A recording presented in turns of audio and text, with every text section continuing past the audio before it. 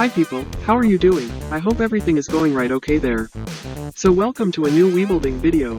As you can see, we're starting the channel with really cool things. Beautiful things for the future Webuilding community. We're just getting started and we already have a lot of super cool ideas to present you in our future new videos. In addition to, our creations are going to be quite easy to do, so that all of you can easily make them at home. You just need a 3D printer and basic DIY tools. And to start off, as you can see in the beginning of this video, we bring you a ceiling lamp, a mosaic lamp with Arab motifs, typical of the Alhambra in Granada. That's why we named this creation the Alhambra Lamp. So, if you want to see how it's made, please stay tuned to the video because you're going to love it. And finally, at the end of the video, we have a great surprise for you, so please stay here. Cause without further ado, let's get started.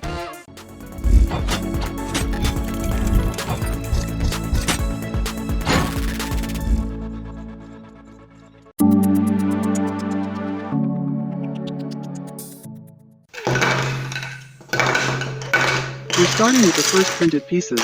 With these, we're going to build the main frame structure of our lamp. These are the corners of the main frame, and we need to print 4 units of them. Now these two ones here are the consoles for the intermediate crossbar, and there's a small important difference between them. This opening in here will serve as to pass the LED strip. And these ones in orange are the support brackets for the mosaic plates. There are 3 different types of them, and we need to print 4 units of each. In addition, we're going to need some wooden strips or slats. The type of wood to use is on your own choice. I have used a fairly inexpensive one, which is plain fir wood slats. For the main frame, we need 4 units with a section of 100 by 18 mm and a length of 855 mm. The crossbar slat should have the following dimensions: a section of 34 by 17 mm and a length of 840 mm. And finally, 2 small slats with a section of 18 by 9 mm and a length of 855 mm. Before starting with the assembly of the pieces, in my case I just primed the wooden strips with wood oil. This is because I like the smell of wood and seeing the natural grain. You can take it a step further. Depending on the type of wood you use, you may need to sand it and apply a varnish, or even paint it in other colors of your choice. In this regard, if you decide to apply a color, I would like to point out that anthracite gray, RAL 7016, could combine perfectly and create a good contrast with the blue and orange filaments used. Information that you can find in the video description.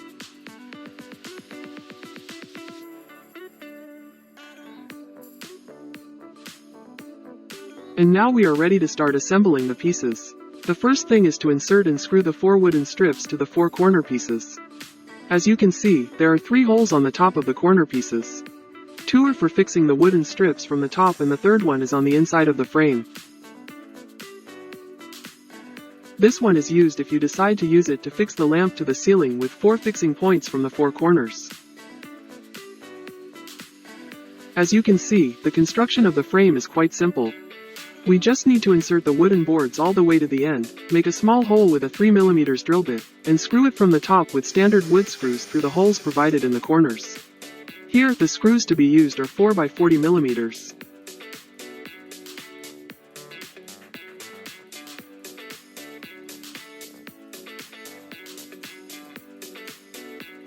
Once we have the lamp frame assembled, the next step is to adjust the position of the braces that will serve to hold the mosaic tiles.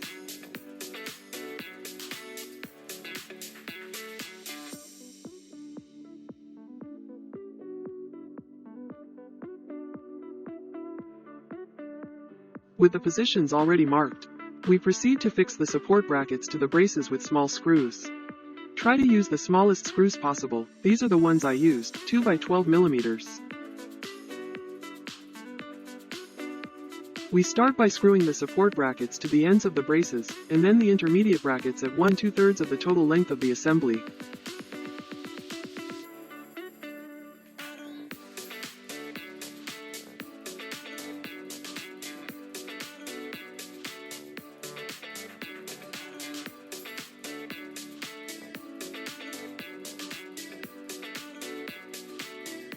Then we proceed to fix the position of the braces according to the width of the printed mosaic tiles. In this case, I used slightly thicker screws, 3.5 by 16 millimeters. Since our design is for a 3 by 3 tile mosaic, the position of the braces will be determined by the space between those mosaic grids, as you can see here.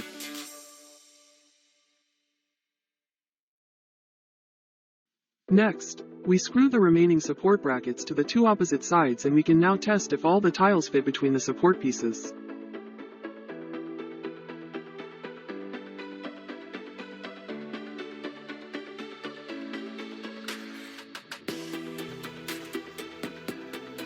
Great, once this step is completed, we will assemble the intermediate crossbar to the frame. We screw it in with 3.5 by 16 mm screws through the established holes in the printed pieces. When assembling these pieces, there is something quite important to consider.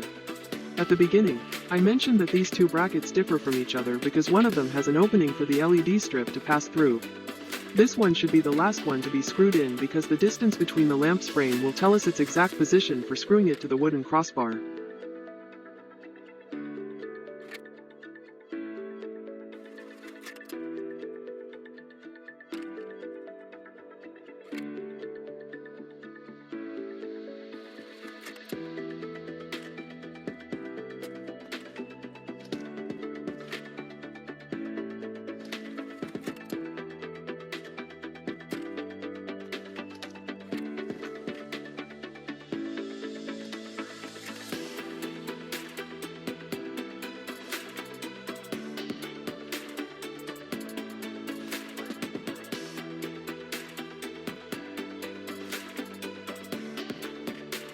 Here's how to do it. First, we fix the bracket without the opening to the crossbar, and then, using the free interior space of the lamp frame, we adjust the position of the bracket until it meets the interior wall of the frame. This will be its position for screwing it to the crossbar.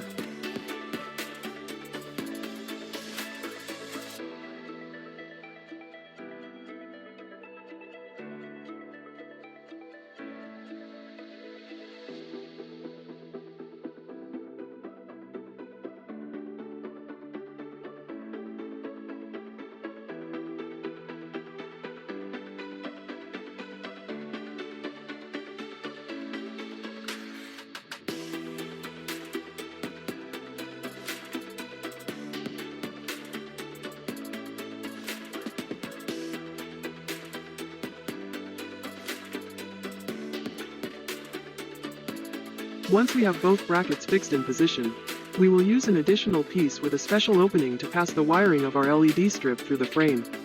This piece is designed to be used as a template to adjust the height of the brackets screwing on the inside of the lamp frame. Additionally, this piece has an opening where a channel fits to house the wiring to the power outlet.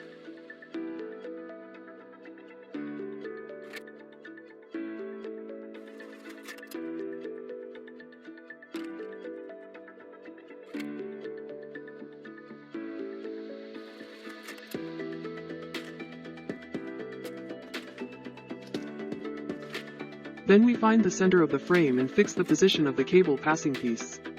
Here we make a perforation of about 8 or 10 millimeters and check that the cable passes through correctly.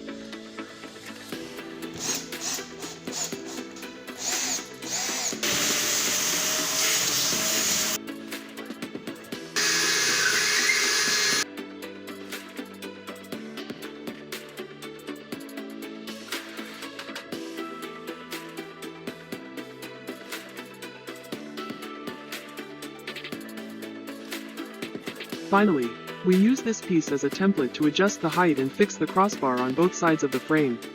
The height for fixing the crossbar should be as high as possible until it meets the cable passing piece.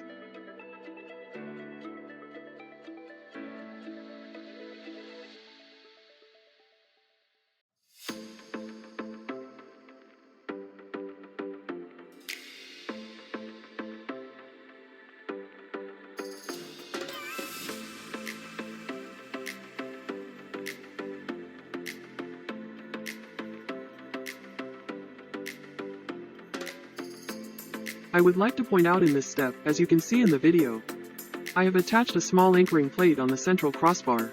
This is not necessary since all the printed corner pieces have a hole so that you can fix the frame to the ceiling from each corner. In my case, I already had 2 holes from my old lamp in the ceiling. That's why with this anchoring plate, I can use the existing holes and avoid making new ones in each corner. Once we have finished the lamp structure, it's time to move on to the electrical tasks.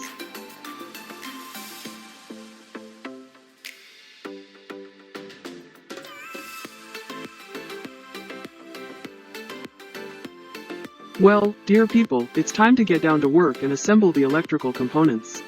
I have used some components that I had saved for a while, which I have taken advantage of for this project. These are two white LED spotlights and an addressable LED strip. I'll leave the components in the description for you.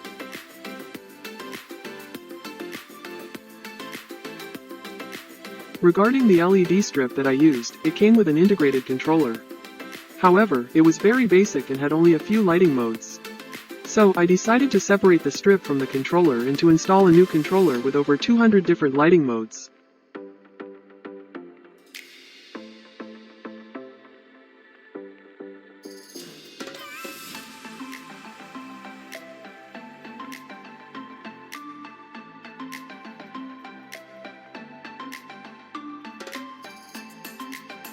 To make the connections for the LED strip, I used 3-pin connectors. Here, you must take the following into account. The LED strip has 3 terminals. The power supply where it says 12 volts. The data input identified as DIN. And the GND or negative terminal. So, the soldering with the connectors must be done as follows. The red cable is soldered with the power supply where the voltage of 12 volts is indicated. The green cable to the DIN data input terminal. And finally, the black cable to the GND terminal. Now, the next step is to stick our LED strip around the frame and crossbar of the lamp. We start by sticking the final end of the strip together with the output of the frame, and continue sticking the rest around the contour of the crossbar and the lamp frame. The process is quite simple, as we saw once the end of the LED strip has passed through the cable console's grommet. We then start by sticking that final end of the LED strip to the intermediate crossbar.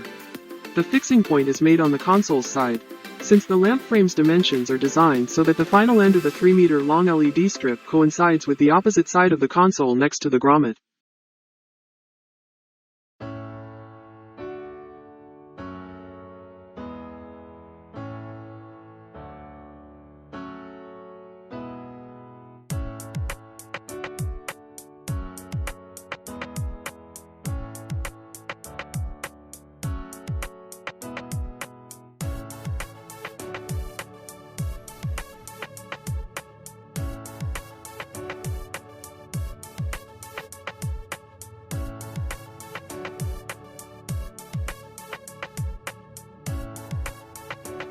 Once this is done, we just need to border the crossbar in the frame, passing again through the grommet.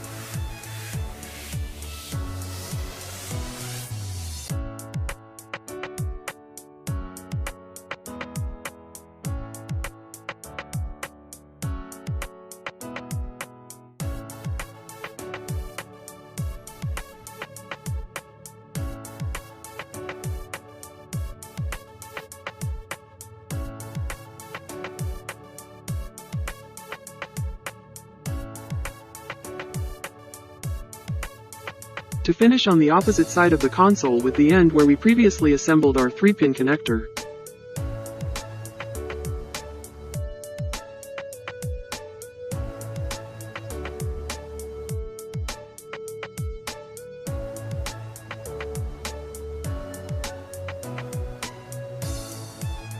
The next step is to prepare the warm lighting for the two spots. So we're going to add the necessary cable length from the transformers to the outlet point.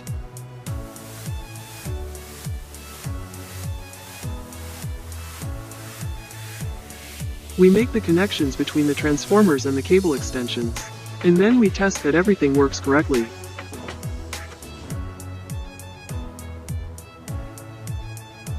Next, we place the LED spots in their corresponding positions on the mosaic grills and look for the best position to attach each transformer to the side frame.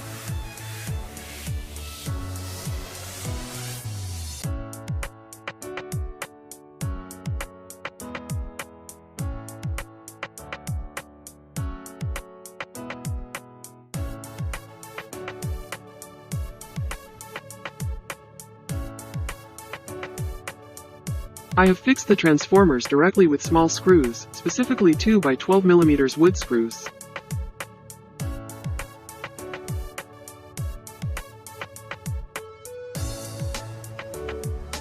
And to attach the cable around the frame, I have used these plastic staples, which I have removed the nail that comes included, and I have also used a 2 by 12 mm screws, in the same way that we have fixed the transformers.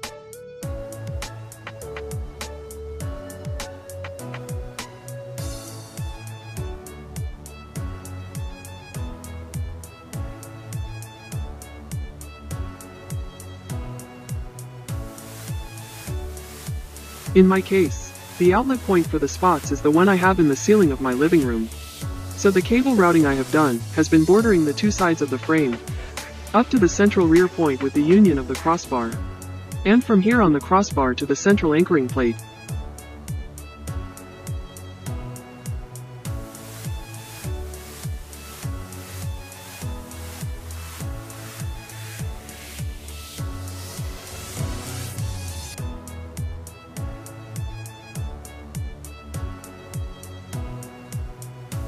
As I mentioned before, this plate is not necessary, since each corners have a hole, so that the frame can be fixed to the ceiling from all 4 corners.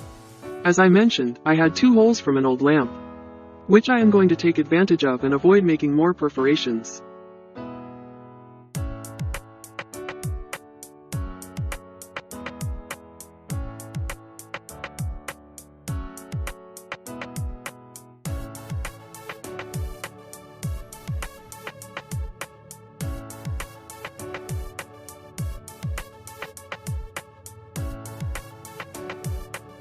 Once we have routed the cables to the desired point, then we cut the excess cable. Next, we join the positive ends of both LEDs as well as the 2 negatives. And finally, we cover both connection points with a heat shrink sleeve, and we're ready to make the connection to the power source.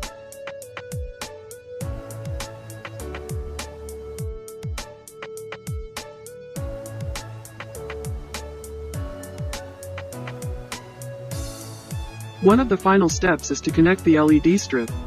To do this, we need to set the connections of the 3 cables of our LED strip with the controller. I have used a Wi-Fi controller model SP108E. As I mentioned before, all the information about the components I have used can be found in the video description. The connections between the LED strip and the controller should be executed in the following way. The voltage input or 12V cable of the LED strip should be connected to terminal number 2 of the controller, exactly in the second VCC terminal. The data input or DIN cable of the LED strip should be connected to terminal number 4 of the controller, designated as DAT or data. The ground input or negative pole connection, designated as GND, both in the LED strip and in the controller, should be connected to terminal number 5. Once the connections are made, we look for the most appropriate position to fix or screw the controller to the structure of our lamp. Since the LED strip comes with a transformer to connect it directly to a plug or power outlet, I need to install a 12V extension cable between the lamp and the plug. Here you can use a 12-volt 2-wire cable.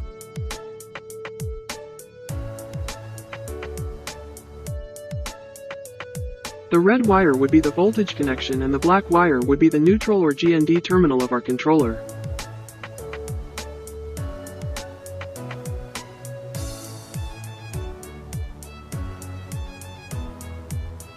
Now, before we move on, we check that everything works correctly. To do this, We download the application on our mobile phone, with which we can control the different light modes of our LED strip. Hey, this is cool, it's starting to take shape.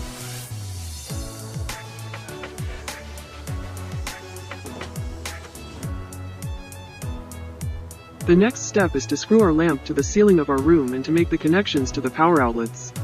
In this case, we connect the spots directly to the ceiling outlet, and the LED strip with its respective plug to the power outlet.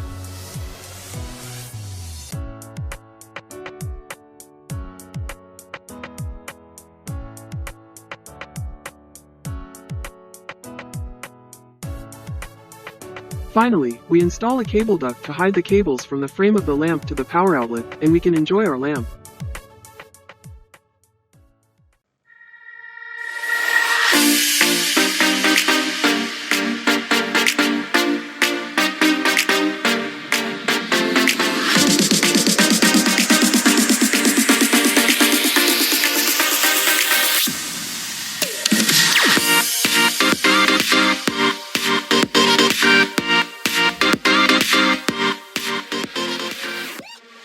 And finally, as we promised, the time has come for a surprise for all those who have stayed until the end.